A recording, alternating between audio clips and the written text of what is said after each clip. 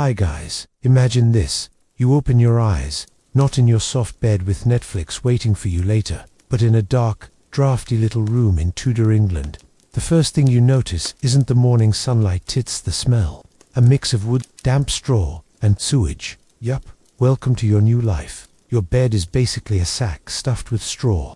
And no, it hasn't been changed in months. It crackles when you move, and you can actually hear tiny scratching sounds inside, probably rats or fleas. That soft blanket you love back home, forget it. Here you've got a rough wool cloth that smells like sweat and smoke. Now, normally, in 2025, the first thing you'd reach for is coffee, right? Well, bad news, there's no coffee. Instead, your morning drink is a weak sour ale. Yes, beer for breakfast.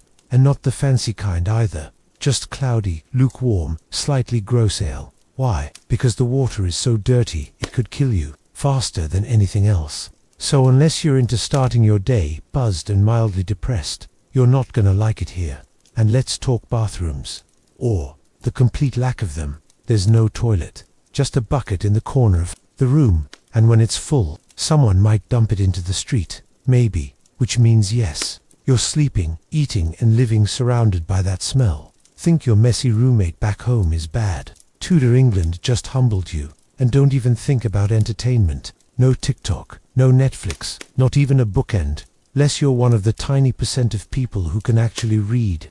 Most likely, you'll be staring at a wall, scratching flea bites, and wondering if you'll make it to dinner without catching the plague dot by the time 20 minutes have passed. You're hungry, dirty, itchy, and already at risk of catching something fatal. And this is just the start of your day, so stick around, because surviving even 24 hours in Tudor Britain, trust me, you won't make it. Morning life and survival alright. So you've somehow survived the first 5 minutes of waking up. In Tudor England, congratulations. Most modern people would have already raged quit by now, but you're tougher than that. Or maybe just unlucky enough to still be alive.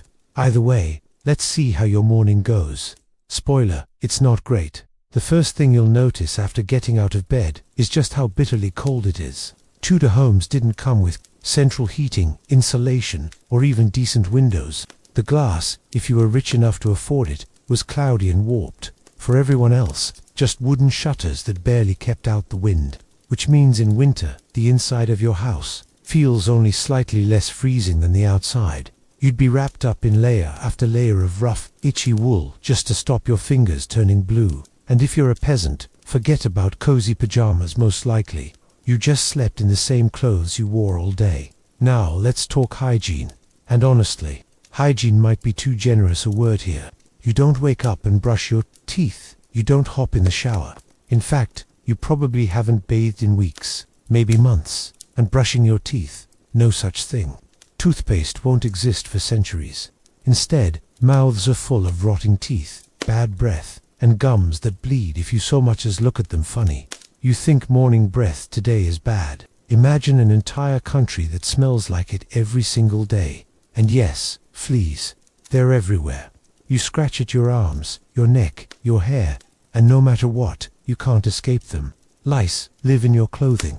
Rats scuttle around the floor at night, and bedbugs make sure you never get a proper night's sleep. Don't let the bedbugs bite wasn't just a cute little rhyme, it was your daily reality. Alright, so maybe you're thinking, okay, I'll just wash up. Nice try. Water is rarely clean, baths are expensive, and people actually believed that bathing too often made you sick. Yep, if you were lucky, you might freshen up by rubbing your face and hands with a cloth. Maybe you'd change your underclothes, if you even owned a spare set, but most people didn't, which means you've been living, eating, and sweating in the same outfit for weeks. Speaking of outfits, fashion wasn't exactly comfortable. If you're a peasant, it's wool, and more wool. Scratchy, heavy, and hot in summer, but still somehow not warm enough in winter. If you're upper class, you might get linen shirts and fancy doublets. But those come with their own problems, layers so tight you can barely breathe. Corsets for women, and clothing so valuable you couldn't even wash it. The rich basically stank just as much as the poor, only with silk and velvet covering up the smell. And now, it's time for breakfast. Sounds nice, right? Wrong. Forget your cereal, toast, or eggs. In Tudor England, breakfast wasn't really a thing. If you were poor, You might get a crust of stale bread, maybe dipped in weak ale. If you were lucky, a bit of cheese. No fruit smoothies, no oat milk lattes, just bread hard enough to chip a tooth and a drink that tastes like disappointment. Richer people might have something extra: meat, pies, porridge, maybe some fruit, but let's be honest, you're probably not rich, which means you're starting your day already hungry, already dirty, and already wondering if dying young might not be such a bad idea after all. And remember that bucket from earlier, the one in the corner of your room? Well, if you're unlucky, it's your turn to empty it, which means carrying it outside and dumping it in the street. And when I say the street, what I really mean is an open sewer where everyone else's waste is also flowing. So, congratulations, you've just stepped outside into a world that smells like a giant toilet. The cobblestones are slick with filth. Pigs and stray dogs are rooting around in the muck, and you're desperately trying not to slip. Forget the treadmill. Just balancing on a Tudor street without falling into something disgusting is today's workout. And here's the kicker: everything around you is already dangerous. The smoke from your fireplace fills the house because chimneys are rare and ventilation is terrible. The streets spread disease faster than you can say plague. Even your own breakfast could kill you, depending on how moldy the bread was. You wanted to survive one day in Tudor England. Well, you haven't even made it past morning yet, and you're already on hard mode. So, you've managed to choke down your breakfast of stale bread and sad watery ale. Congratulations, still alive, but don't relax just yet, because now it's time to actually start your day. And spoiler, the real suffering is only just beginning. If you're a peasant, and let's be real, most people, where your morning doesn't mean scrolling on your phone or checking emails. It means work.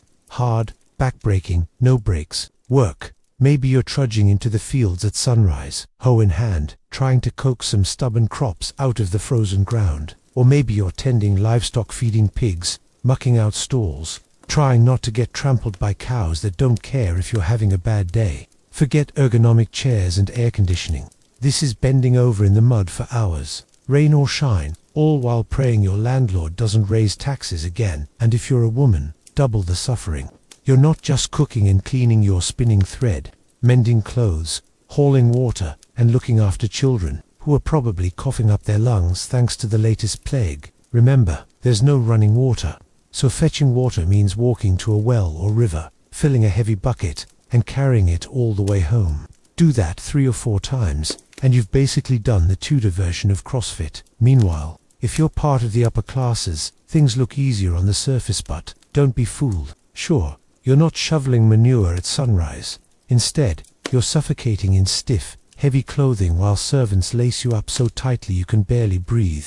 Breakfast might be better, maybe some meat pies, maybe a sweet roll, but don't think you're safe. Rich people had their own problems: gout from eating too much meat, rotten teeth from feasting on sugar, and constant paranoia about poison. Honestly, sometimes being rich just meant you got to die more expensively. Now, let's talk about the streets, because at some point, you're going to have to go outside. And trust me, you don't want to. Imagine the worst alleyway you've ever seen now. Multiply the filth by 10. Raw sewage runs down the gutters, pigs and dogs root through garbage, and every now and then, someone tosses the contents of a chamber pot right out the window. If you're not watching where you step, congratulations, you've just ruined your shoes. Not that they were good shoes anyway. Most peasants wore rough leather boots or just wooden clogs. Some even went barefoot.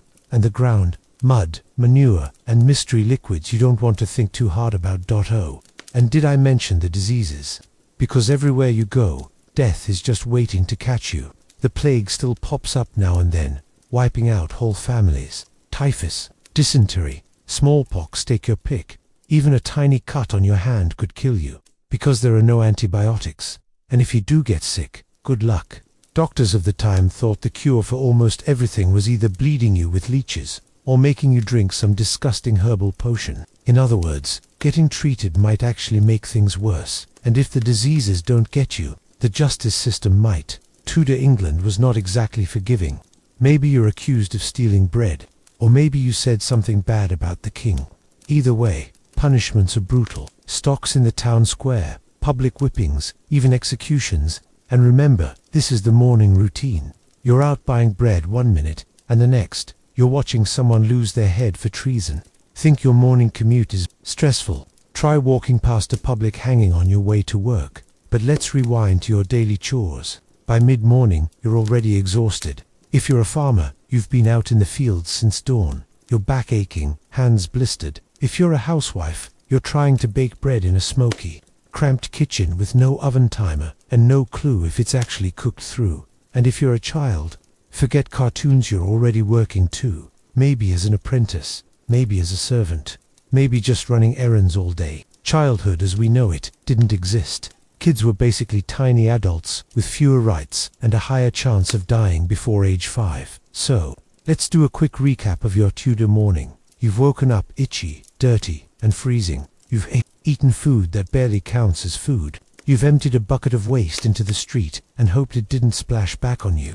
You've worked harder in 3 hours than most modern people do in a week. You've risked disease, punishment, and humiliation all before noon. And the worst part, this isn't a bad day. This is a normal day. So next time you hit snooze on your alarm, just remember, at least you're not waking up in Tudor England. Alright, so you've made it to lunchtime in Tudor England, and you're probably starving, because your breakfast was basically a sad piece of bread dipped in disappointment. So, what's for lunch? Well, brace yourself. First, let's deal with the elephant in the room. Food safety. Spoiler alert, there isn't any. No refrigerators, no freezers, no plastic wrap. If food goes bad, people often just scrape off the mold and keep eating. Imagine leaving a pot of stew sitting on the counter for 3 days and then thinking, still good. That's Tudor cuisine in a nutshell. Bread was the backbone of the Tudor diet, but not the fluffy, warm, golden loaf you're picturing. No, we're talking about coarse, gritty bread, baked with whatever flour was available. Sometimes it was mixed with ground-up beans, peas, or even sawdust if grain was scarce, and because the flour wasn't properly sifted, the bread often contained tiny bits of stone from the mill. Congratulations, your daily meal also comes with free dental damage. Dentists didn't really exist, by the way, so one cracked tooth could mean months of agony. Now, let's talk about meat. Sounds good, right? Everyone loves meat. But in Tudor England, unless you were rich, you barely got any. And if you did, it was probably salted, dried, or smoked to preserve it, which means by the time it reached your plate, it was tough, chewy, and salty enough to make you chug a gallon of ale. Fresh meat was a luxury. Poor families might go weeks without tasting it, and when they did, it could easily make them sick. If it hadn't been cooked properly, or if it was just plain rotten. Speaking of ale, say goodbye to clean drinking water. Water sources were usually contaminated with sewage, animal waste, or just plain filth. Drinking from a river or well could be a death sentence, which is why almost everyone, even children, drank ale. But don't get too excited, it wasn't the strong, crisp beer you're imagining. It was weak, cloudy, sour, and about as enjoyable as licking the inside of an old barrel. Kids as young as 5 drank it daily, because at least it wouldn't kill them as fast as the water, and if you were lucky enough to be rich, well then you had wine. But don't picture a fine bottle of Merlot. Tudor wine was often imported, spoiled during the journey, and then fixed by mixing it with spices, or honey to mask the taste. Basically, if you had money, you were drinking fancy-flavored vinegar. Now, let's not forget dairy. Milk went bad almost immediately, so it was usually turned into butter or cheese, and even then, the cheese was often hard, crumbly, and sour. Forget smooth cheddar or creamy brie Tudor. Cheese was more like a survival ration than a delicacy.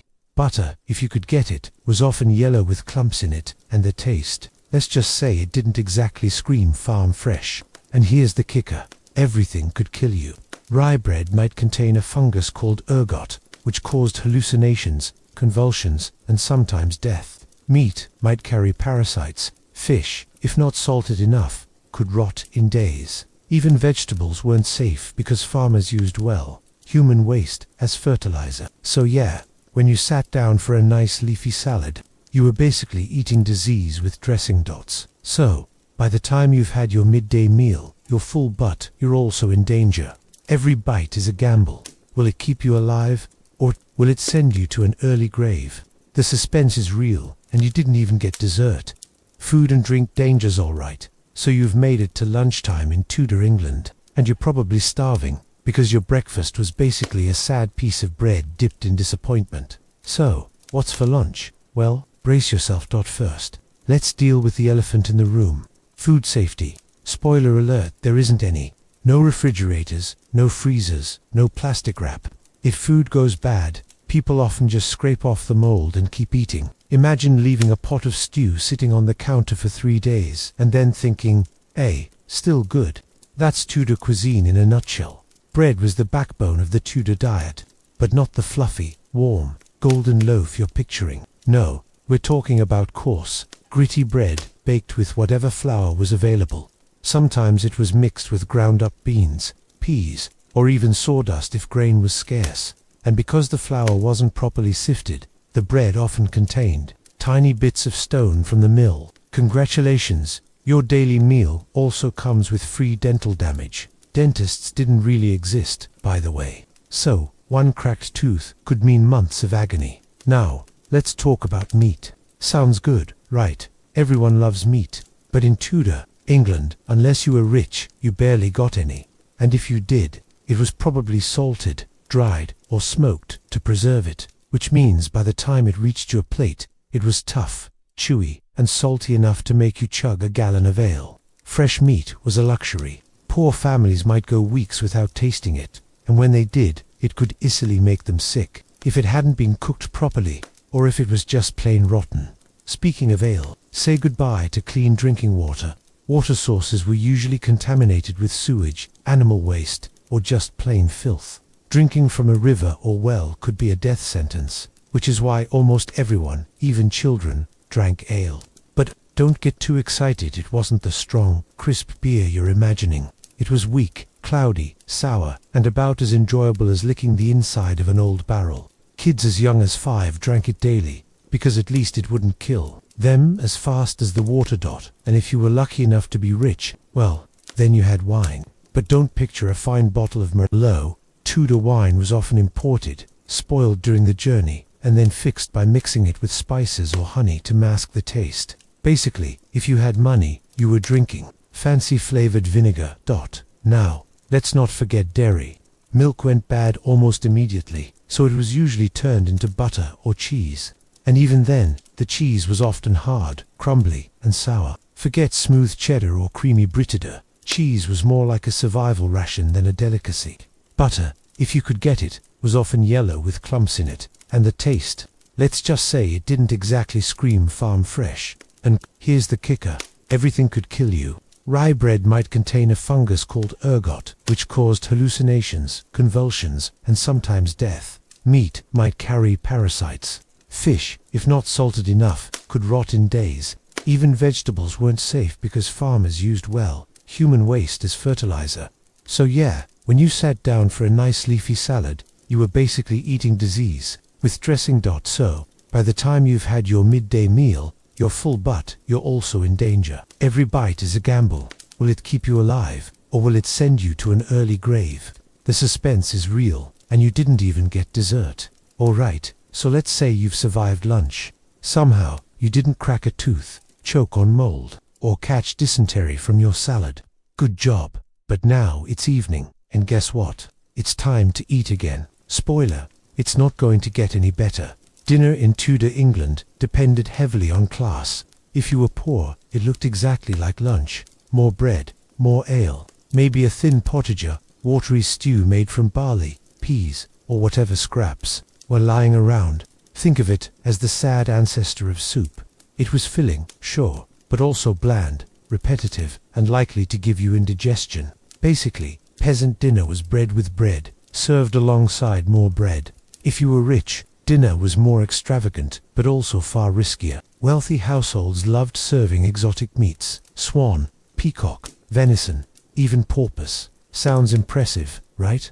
Well, the problem was storage. Remember, no refrigeration, so that fancy roast might have been sitting around a little too long before hitting the table. Guests would often mask the taste of spoiled meat with heavy spices, sugar, or sauces. So yeah, a noble feast might look glamorous, but under all that cinnamon and nutmeg, rotten goose, born AP Petty. Now let's talk about fish. England was a deeply religious country, and church rules demanded eating fish on Fridays and during Lent, which meant huge amounts of the population relied on salted or dried fish. And let me tell you, salted fish is not the delicacy you might think. Imagine chewing on a block of seawater-flavored leather. That's your dinner. And if it hadn't been salted enough, well, food poisoning was just waiting to ruin your night. And don't even think about dessert. Sugar was incredibly expensive, imported from far away, and only the rich could afford it. But here's the twist. They ate so much sugar that their teeth literally rotted out of their mouths. Black, decayed, painful stumps. In fact, having rotten teeth was almost a status symbol. It meant you could afford sugar. Meanwhile, peasants with relatively healthy teeth from eating plain bread and vegetables were considered lower class. Imagine being jealous of cavities. That's Tudor logic for you. And remember how kids drank ale instead of water? Well, they also ate the same food as adults. No baby food, no picky eaters menu. A 5-year-old would be gnawing on the same hard bread crust as their parents, and if they choked, well, tough luck. Medicine couldn't save them anyway. By the end of the day, your stomach is a battlefield. Maybe you're bloated from salted meat. Maybe you've got cramps from contaminated vegetables. Maybe the ale gave you a headache. Or maybe, if you're unlucky, the food you just ate is about to kill you within the week. Welcome to Tudor dining, where every meal is both necessary and potentially lethal, so the next time you complain about your fast food order being wrong, just remember, at least it won't give you dysentery. Probably so. You've survived breakfast, dodged food poisoning at lunch, and somehow made it to the heart of the Tudor day. Congratulations, you're tougher than most. But don't celebrate yet, because now comes the real grind. Work. And trust me, Tudor work made your office job look like a spa retreat. Let's start at the bottom, with the peasants. The vast majority of people in Tudor England were peasants, and their lives revolved around one thing: survival. Their job description was basically do whatever it takes to keep food on the table. That meant farming, planting, weeding, harvesting, and tending animals, often from dawn until dusk. And this wasn't gentle gardening in a cozy backyard. This was back-breaking labor in mud, cold, and rain, with tools so crude you'd laugh at them today. Imagine trying to plow an entire field with nothing but a wooden stick and some oxen who absolutely hate you. If you were a man, your day might be spent swinging a scythe until your hands blistered, hauling sacks of grain, or trying to repair tools that broke every other day. If you were a woman, congratulations, you got to do all that, plus manage the household. Cooking, cleaning, brewing ale, spinning thread, weaving cloth, raising children, hauling water, nursing the sick. Tudor women were basically the overworked, underpaid superheroes of the village. And then there were the children. Forget school buses and lunchboxes. Most kids started working as soon as they could walk. Some helped in the fields, some were sent off as apprentices, and others worked as servants in wealthier homes. Childhood wasn't about toys and cartoons, it was about carrying buckets, scrubbing floors, and being yelled at by adults who were just as miserable as you were. And remember, accidents were common. One slip with a blade, one tumble into the well, and boom, life over. Now, let's talk about class, because Tudor England was obsessed with it. The society was structured like a giant pyramid. At the very bottom, peasants, scraping by. Above them, craftsmen and tradesmen, blacksmiths, bakers, carpenters. They worked brutally long hours, but at least they weren't starving all the time. Then came the merchants, who actually made money and started rising in status during this period. Above them, of course, was the gentry landowners, who didn't farm themselves, but enjoyed the profits from others' labor. And towering over everyone else, the nobility, lords, ladies, dukes, duchesses, people who wore silk while you wore rags. People who held feasts while you gnawed on stale bread. But here's the twist, even their lives weren't exactly easy. Sure, they didn't shovel manure, but they lived under constant political pressure, fear of disease, and a very real risk of being executed if they upset the king. Tudor England was basically the kind of place where one wrong word at dinner could get your head chopped off by morning. So yeah, different problems, but still deadly ones. And speaking of problems, let's not forget the working conditions. Imagine being a blacksmith, standing in front of a blazing fire all day with no safety equipment, or being a miner, crawling through narrow tunnels with only a candle for light, choking on dust, and praying the ceiling didn't collapse on you. Workplace accidents weren't just possible, they were expected. Lose a finger, shrug it off. Break a leg, good luck, because now you're unemployed and probably starving. But here's the thing, despite the misery, work wasn't optional. The Tudor world ran on sheer human labor. No machines, no shortcuts. If you stopped working, you stopped eating. And if you stopped eating, well, you didn't last long.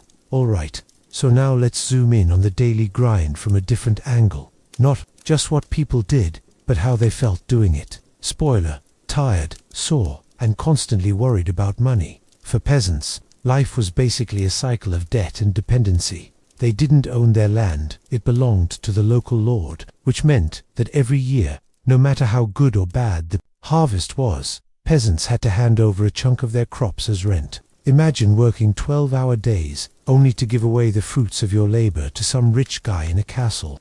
And if you couldn't pay, you risked fines, punishment, or losing your tiny strip of land altogether. Tradesmen and apprentices had it slightly better, but it wasn't glamorous. Apprenticeships could last 7 years, during which time you basically worked for free while being bossed around. Masters promised to feed and house you, but feed often meant thin stew, and house meant sharing a bed with 2 other smelly boys. Oh, and beatings, totally normal. Getting smacked around by your master was considered part of the training. Congratulations, you're learning life skills and trauma at the same time. The middle classes, merchants and shopkeepers, were starting to gain influence in Tudor England, especially in towns. They had more freedom, could make real money, and sometimes even bored their way into the gentry. But they still lived with daily risks, fires, disease, outbreaks, and sudden changes in law. One plague wave through your town and poof, your whole business gone. Now, let's check back in with the nobility.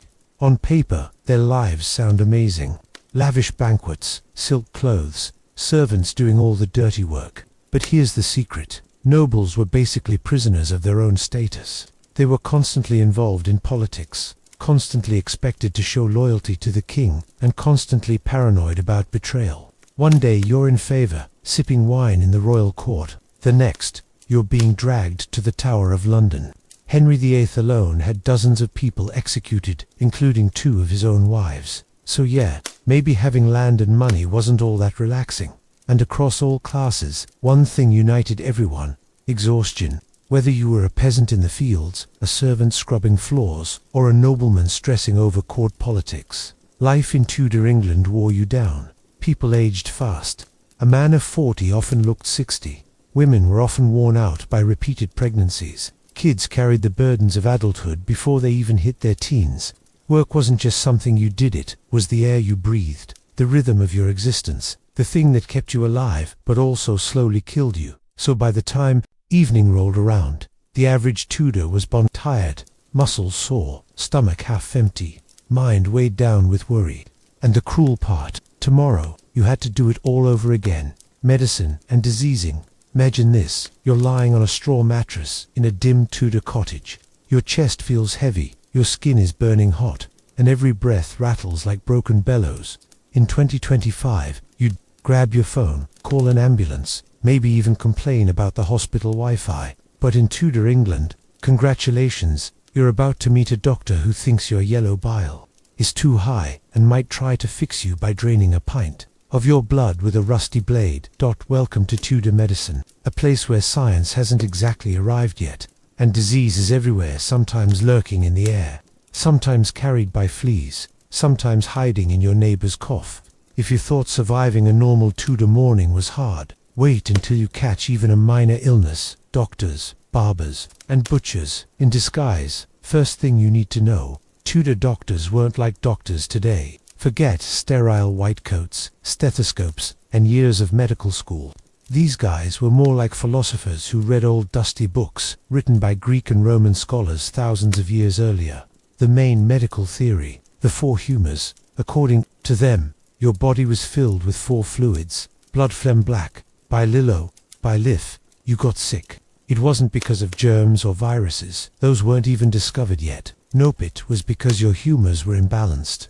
Too much black bile, you'd get depression. Too much yellow bile, you were angry and feverish. Too much blood, headaches, fevers, basically anything. Their solution: balanced the humors, and the easiest way to do that was to get rid of some of your fluids. Enter the barber surgeon. These guys weren't just cutting hair, they were cutting flesh. Need a tooth pulled? Go to the barber. Need an arm chopped off? The barber again. Feeling unwell? He'd whip out a leech or a razor and drain your blood into a bowl. The same guy who trimmed your beard last week might be sawing off your infected foot today, using the same tools. Sanitization. Forget it. The idea of washing hands between patients would have sounded laughable. And the worst part, people trusted them, because in a world with almost no real cures, even a little showmanship looked like expertise. Weird cures and superstitions. But maybe you couldn't afford a barber surgeon. Maybe you lived in the countryside. In that case, your best bet was a wise woman or a local healer, and their remedies, equal parts creative and terrifying. Got a headache? They might tie a live pigeon to your head because the bird would draw out the pain. Stomachache? Swallow powdered toad bones. Fever? Drink a potion made from boiled horse dung. Yes, horse dung. People actually believed it could rebalance your insides, and if you were unlucky enough to catch something truly nasty. Many cures involved astrology. Doctors would literally check the alignment of the planets before deciding on your treatment. If Mars was in the wrong place, they might delay your surgery. Charms and amulets were also common.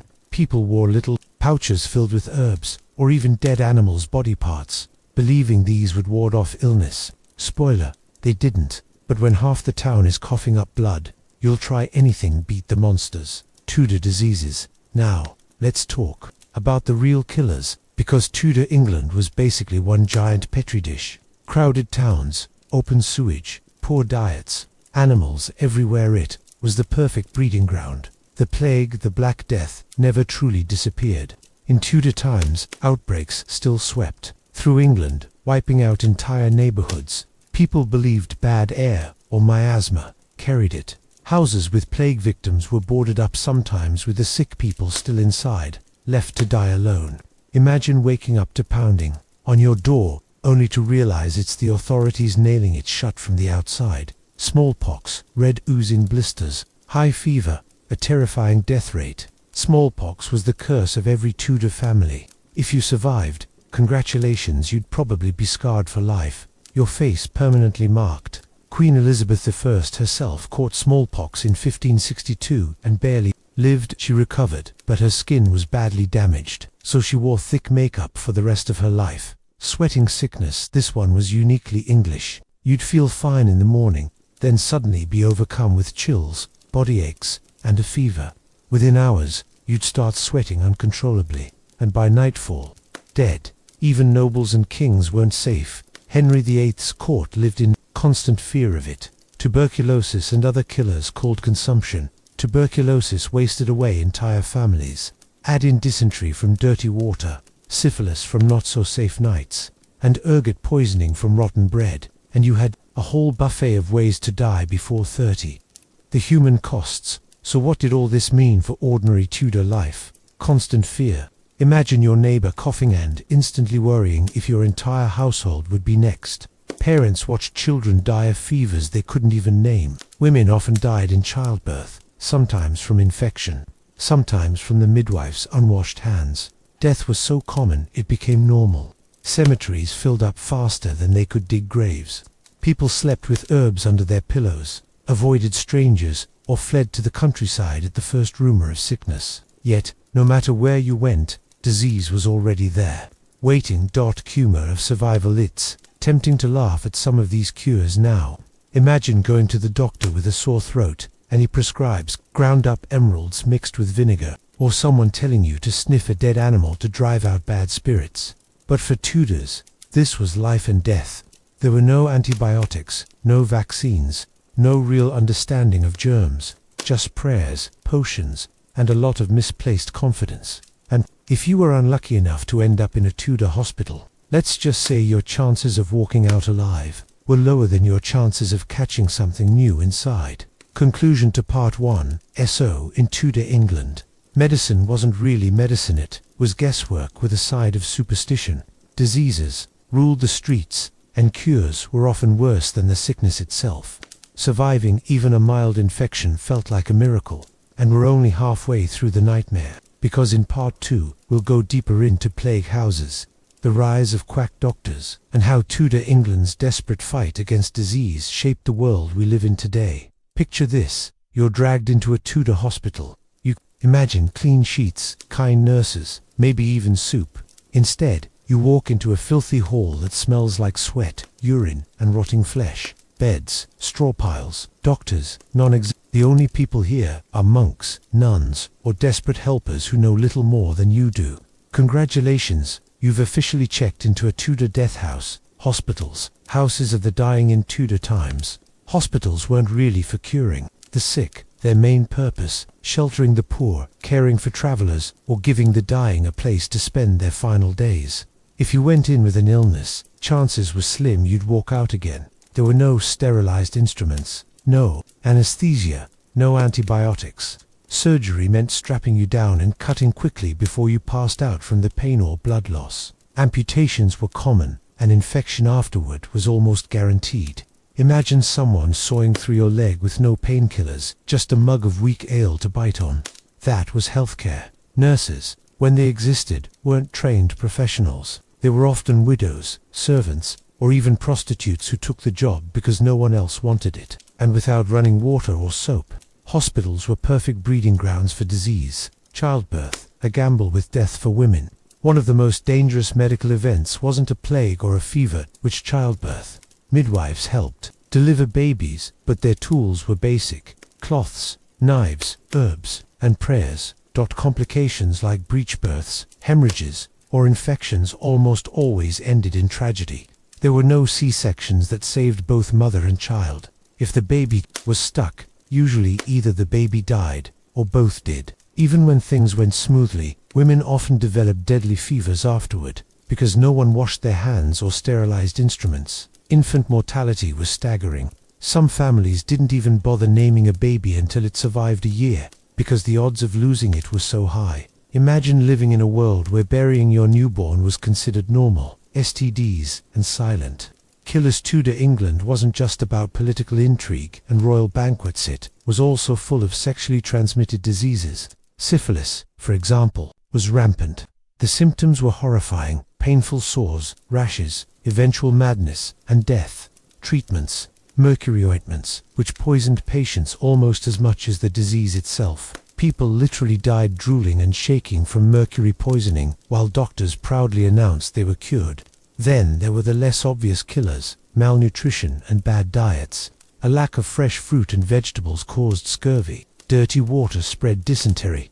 Tooth decay was another nightmare. Sugar was becoming more popular among the wealthy, and without dental care, their teeth blackened, rotted, and fell out. If you've ever had a toothache, imagine living with one that never went away. Fear of the invisible enemy. What made Tudor medicine especially terrifying was that nobody really understood disease. Germs were unknown. Instead, people blamed bad air, sin, or even witchcraft. If your cow died suddenly, maybe your neighbor cursed it. If your child wasted away, maybe God was punishing you. This fear often led to brutal cures. Suspected witches were executed for causing illness. Villagers chased out families they thought carried disease. People burned herbs in their homes, carried flowers to sniff on the street. Remember Ring Around the Rosie? That rhyme comes from plague times, or war charms against evil spirits. Of course, none of it worked. But when death could strike at any moment, even false hope was better than none. Quack doctors and miracle sellers. Wherever there's fear, there's money to be made. And in Tudor England, quacks thrived. Traveling doctors sold miracle potions made of snake oil, ground-up gems, or exotic herbs. They promised instant cures for everything from baldness to bubonic plague. People bought them anyway, because what else could they do? Imagine being desperate, your child dying in bed, and some man offers you a potion straight from the Holy Land for a handful of coins. Even if it was just colored water, you'd probably try it. Some remedies were harmless, others were deadly. Lead, mercury, arsenic poisons were often mixed into medicines, slowly killing the patient. But the salesman, he was long gone before anyone realized the grim numbers. So how bad was it really? Let's break it down. Life expectancy in Tudor England was around 35 to 40 years. Not because everyone dropped dead at 40, but because so many children died young that it dragged the average down. If you survived childhood, you might live into your 60s, but that was rare. Child mortality, roughly 1 in 3 children, died before their 5th birthday. Plague outbreaks could wipe out up to a third of a town's population in a single year. Women faced a 1 in 20 chance of dying in childbirth. For every pregnancy, every Tudor lived with death as a constant companion. Cemeteries filled up quickly. Mass graves became normal, and families often raised more funerals than feasts. Modern comparison, dark humor. It's almost funny if you time traveled back to Tudor England with just a modern first aid kit. You'd be hailed as the greatest doctor alive. Imagine curing infections with a single antibiotic pill while everyone else is still rubbing onions on wounds. A bottle of ibuprofen would make you look like a miracle worker. Even basic soap could save lives. Think about it. Today, if you wake up with a sore throat, you whine, "Ugh, I can't go to work." In Tudor England, you'd whisper, "Ugh, I might not survive the week." Social life, religion, and theory. Imagine this. You're walking through a Tudor village. The church bell is ringing. Children are chasing chickens down a muddy lane. And neighbors are already whispering about who didn't show up at Mass this morning. In Tudor England, your social life, your religion, and even your deepest fears were all tangled together like a giant knot of gossip, prayer, and paranoia. The beating heart of social life. The church, first and foremost. Religion was everything. Forget nightclubs, Netflix, or WhatsApp groups. The local parish church was your social media, your neighborhood group chat, and your weekend entertainment rolled into one. Sunday service wasn't optional. If you skipped, people noticed and you risked being fined or worse. Sermons weren't just spiritual lectures. They were also announcements, politics, and the Tudor version of breaking news. Want to know who got married, who died, or who owed taxes? The church told you. And it wasn't just about prayer. Churches hosted festivals, feasts, and gatherings. Weddings were community events, with dancing, music, and endless ale. Baptisms were excuses for massive celebrations. Even funerals became social occasions, though, with how often people died. Sometimes it felt like the community spent more time at burials than parties. Religion as a weapon. But Tudor religion wasn't just about comfort and community, it was about power. Henry VIII had torn England away from the Catholic Church, making himself head of the Church of England. That single act shook society to its core. Overnight, loyalty to the Pope could mark you as a traitor. Priests were forced to swap their Latin prayers for English ones. Monasteries were dissolved, their treasures stripped, and their monks cast out. Ordinary people were caught in the middle. One year, Catholicism was safe. The next, it was treason. Under Mary I, Protestants were burned alive as heretics.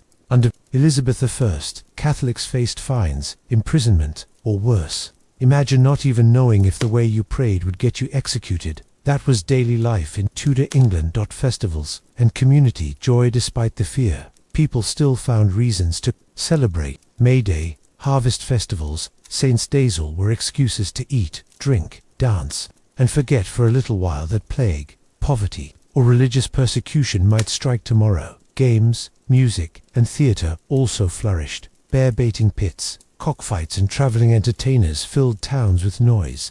By the late Tudor period, Shakespeare and his plays were dazzling audiences in London. Even the poorest villagers found joy in storytelling.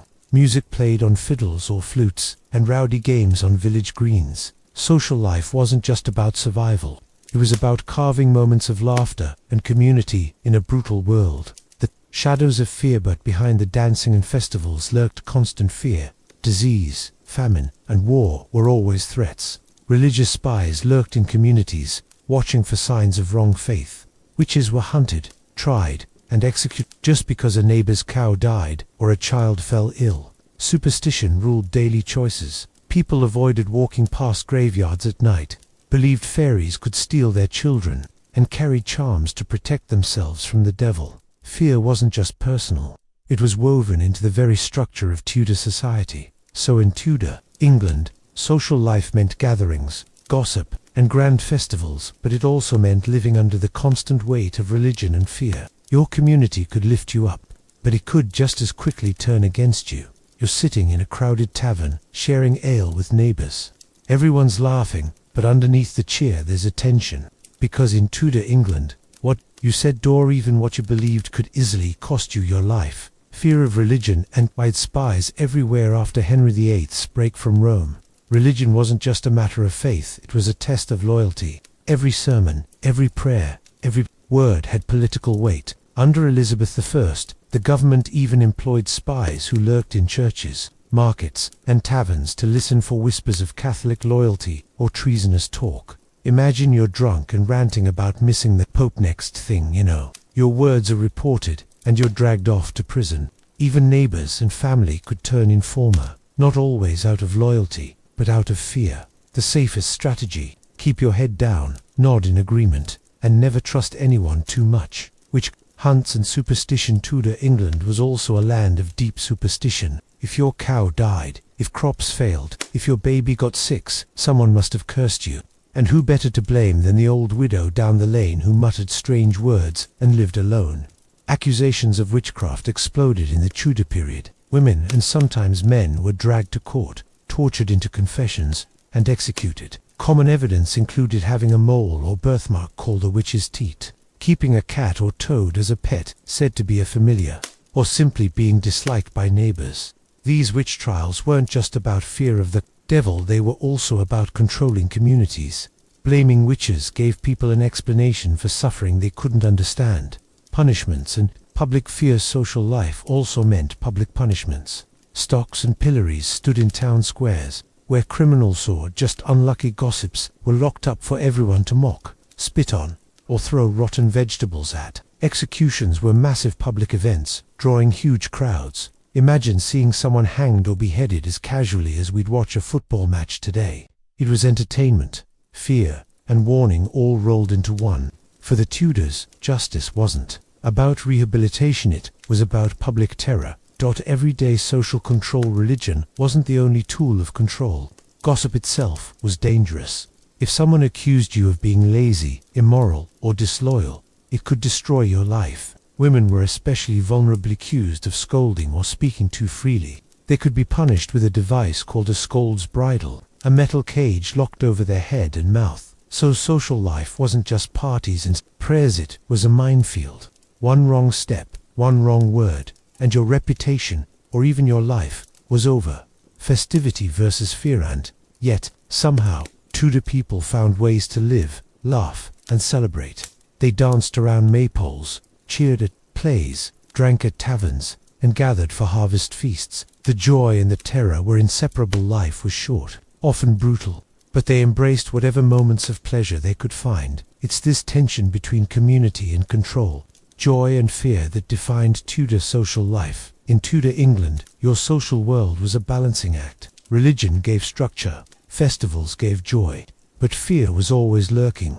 Fear of witches, of spies, of gossip, of God himself. Life was communal, vibrant, and deeply human, but it was also shadowed by constant suspicion. To survive socially, you needed not just friends and family, you needed luck, silence, and sometimes a very good poker face. The sun sinks behind the crooked rooftops of Tudor England. Smoke drifts from chimneys, the streets turn dark, and the air grows damp and heavy.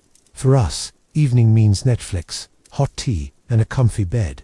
For a Tudor, evening and night meant danger, superstition, and survival. Home life after sunset has daylight, faded, families huddled inside their homes. Candles and rushlights gave dim, flickering light, but they were expensive, so most people preferred to sit in near darkness. A fire might glow in the hearth, but smoke often filled the room, stinging eyes and lungs. Imagine trying to read, sew, or even eat by the glow of a tiny tallow candle that smelled like rancid fat. Beds were shared sometimes by entire families. Parents, children, and even servants might all cram into one large bed, partly for warmth, and partly because there simply wasn't space. Privacy didn't exist. If you were lucky enough to be wealthy, you might have curtains around your bed. For the poor, it was just straw mattresses on the floor, crawling with lice, fleas, and the occasional rat. The fear of the dark for Tudors. Nighttime wasn't just inconvenient, it was terrifying. Streets had no lights. Villages and towns fell into complete blackness, broken only by the moon or lanterns carried by night watchmen. Step outside after dark, and you risked robbers, wild animals, or worse, spirits and witches. Superstition was strong. People believed the devil roamed more freely at night, and ghosts or fairies might snatch wandering souls. Many households hung protective charms over doors or kept iron objects nearby to ward off evil. Sleepwalking, that wasn't just odd, it was seen as a sign of possession. Even simple illnesses felt more threatening at night, without doctors, medicine, or light. A sick child's cries or a neighbor's cough echoed like death's warning. Crime and danger after dark. If you absolutely had to go out at night, you weren't alone for long. Thieves prowled the streets, especially in larger towns like London.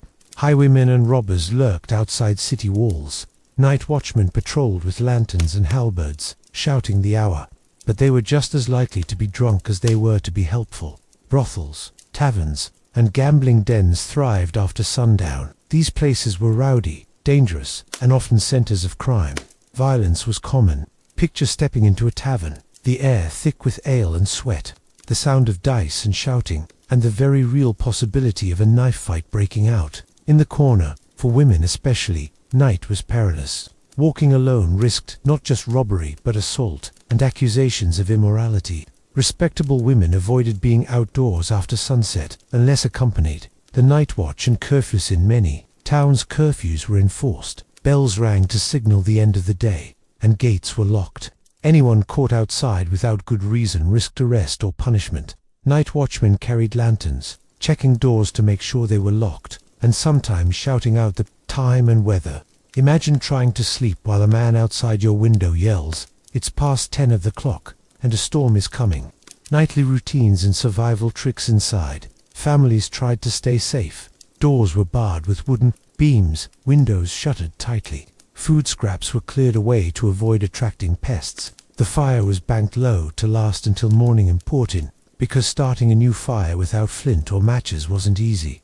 Before bed, prayers were said not just for thanks, but for protection. Death in the night was common, whether from sudden illness, fire, or accidents. People genuinely feared they might not wake up. That's why the phrase "now I lay me down to sleep" carried such weight. Night was a gamble. Wealthier Tudors had servants who slept nearby to guard and assist. Poorer families relied on luck, charms, and communal closeness. Children often drifted off to sleep listening to folk tales of ghosts, saints, and devils, bedtime stories that mixed comfort with warning. Sleep, broken and uneasy sleep itself, wasn't like ours today. Without artificial light, people went to bed soon after dark, but often in two phases. Historians call this segmented sleep. Tudors might sleep for a few hours, wake around midnight to pray, think, or even visit neighbors, then return to bed until dawn. The silence of the night was broken by whispered prayers, muttered fears, and the occasional howl of dogs outside. Dreams were taken seriously. To nightmare wasn't just bad sleep, could be a spiritual warning or a sign of demonic influence. People might wake in terror, convinced something sat on their chest. What we call sleep paralysis, they called the work of witches or night demons. So in Tudor England, surviving the night wasn't about cozy blankets and a Netflix binge. It was about battling darkness, fear, and danger. The home became a fortress, the bed a shared refuge, and prayers a shield against the unknown. Every sunset was a reminder. The world outside was unpredictable, and the night was a time when human threats, disease, and supernatural fears all came alive. For the Tudors, making it to morning was never guaranteed, and waking up to another day was itself a small miracle. OIALTY, an mobility optional segment. While most Tudors were busy surviving dirt, disease, and dark nights, a tiny slice of society lived in glittering halls, feasting under candlelight, and wearing clothes worth more than an entire village. Welcome to the world of Tudor royalty and nobility, a life that seemed dazzling, but came with its own deadly risks. Life at court. The royal court was the beating heart of power. Picture the grand palaces, Hampton Court with its vast kitchens and gardens, or Whitehall, echoing with music and gossip. The court wasn't just where the king or queen lived, it was the center of politics, fashion, and ambition. Nobles traveled to court not just for fun, but for survival. Your status, your land, your very life could depend on how close you were to the monarch. One smile from the king could make you rich. One frown could send you to the Tower of London. Fashion and wealth. If peasants wore scratchy wool, The nobility dripped with silk, velvet, and fur. Clothes weren't just fashion, they were law. Literally, sumptuary laws dictated who could wear what. A poor farmer couldn't wear silk even if he somehow afforded it. Only nobles could flaunt the richest fabrics and jewels. Men strutted in padded doublets, feathered hats, and glittering chains. Women dazzled in gowns with stiff collars, elaborate embroidery, and pearls sewn into their hair. But beauty came at a cost. Dresses were so heavy and stiff, they were nearly impossible to move in, and nobles sometimes fainted from the sheer heat and weight. Feasting and food. While commoners ate dark bread and watery ale, nobles feasted on roasted swan, venison, peacocks, and mountains of meat. Banquets showcased wealth, entire pies with live birds inside. Yes, really, sugar sculptures and spiced wines. But more food didn't mean better health. Rich diets full of meat and sugar caused rotten teeth, gout, and digestion problems. Ironically, peasants with their simple bread and vegetable diets sometimes fared better. Power and paranoia. Being noble wasn't all fun and feasts. It was dangerous. Court was a place of endless intrigue. One whisper of treason, one wrong alliance, and you could be executed. Look at Anne Boleyn. She rose from lady-in-waiting to queen, only to be beheaded. Thomas More, once Henry VIII's trusted advisor, lost his head for refusing the king's new church. Nobles lived in a constant balancing act. Flattered the monarch, stay loyal, and pray you weren't on the wrong side of history. Even the monarchs themselves weren't safe. Henry VIII was paranoid, changing wives and ministers like gloves. Elizabeth I surrounded herself with spies to ensure loyalty. Nobility meant privilege, but it also meant living under a sword that could fall at any moment. The burden of duty. Nobles weren't free to just lounge around. They were expected to serve the monarch, leading armies, managing lands, and enforcing royal laws. Their estates were huge, filled with tenants and servants, but managing them was a constant struggle of taxes, debts, and rebellions. Marriage wasn't about love, but power.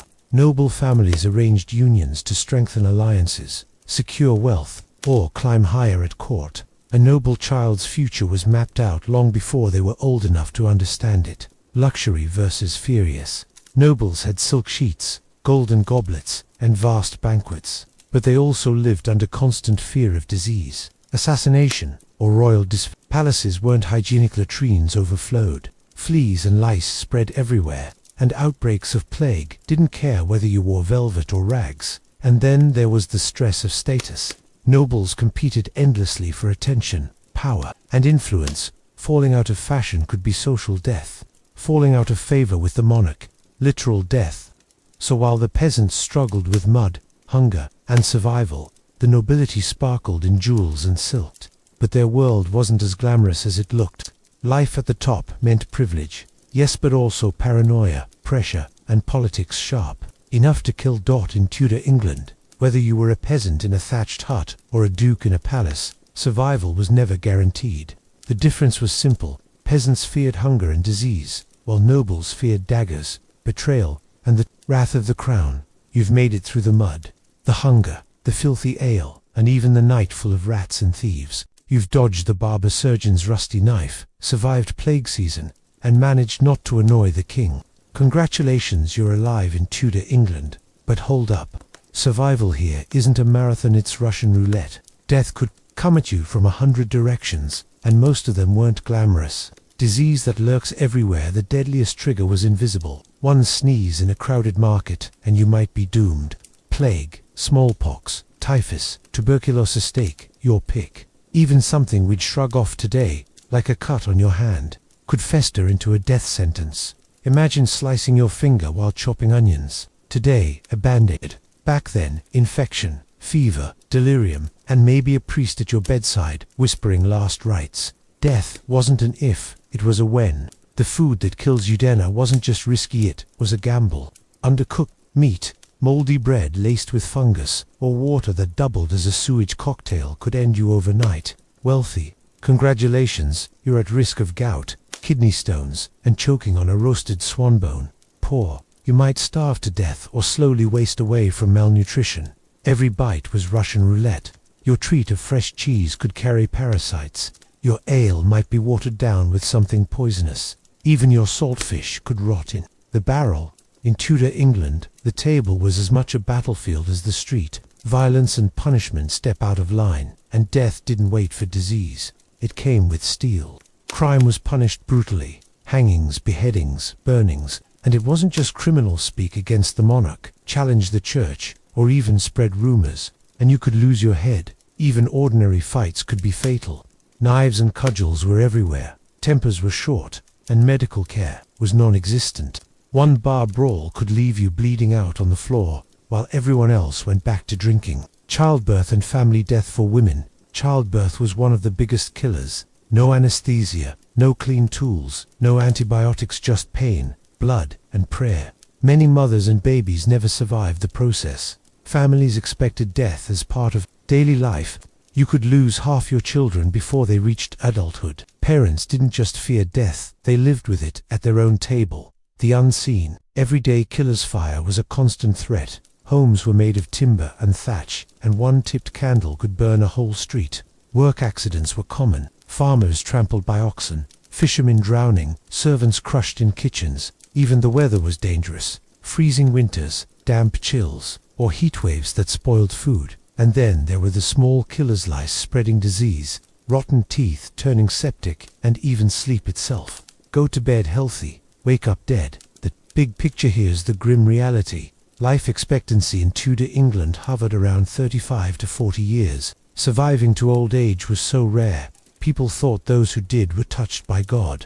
Childhood, childbirth, infection, famine, crime, every part of existence pulled the trigger, sooner or later. For the Tudors, death wasn't a distant concept. It was a neighbor, a dinner guest, a shadow at the end of every day. It shaped how they lived, how they prayed, and how they saw the world. So if you'd been born in Tudor England, the question wasn't, will you survive? The question was, which death trigger will get you first? Disease, hunger, violence, fire, or maybe just the bad luck of being in the wrong place at the wrong time. In this world, life was cheap, death was certain, and survival itself was the greatest miracle of all. So, after walking a day in Tudor shoes, how do you feel? Maybe itchy, dirty, a little hungry, and probably terrified. That's because Tudor life wasn't just history, it was survival training. Every sunrise was a gamble, every meal a risk, and every word a potential death sentence. And yet, they lived. They laughed at festivals. They danced on May Day. They drank bad ale together in smoky taverns. And they cheered at Shakespeare's plays.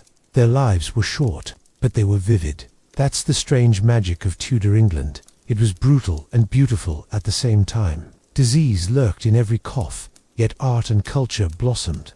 Punishments were savage, yet love letters still passed in secret. Children died young, yet families still dreamed of a better tomorrow. Now think about your own day. You've got clean water, food that usually won't kill you, antibiotics, light at the flick of a switch, and Netflix instead of gossip by the fire. Compared to the Tudors, you're basically royalty. But maybe, just maybe, we've lost something too. When life is guaranteed, maybe it loses some of that raw intensity. The Tudors woke up every day not knowing if they'd see tomorrow, and that made every moment count. So next time you complain about slow Wi-Fi, remember, at least you're not drinking ale because the water is full of sewage. Life in Tudor England was short, dirty, and often terrifying, but it was life lived fiercely. And maybe, just maybe, that's the part worth remembering.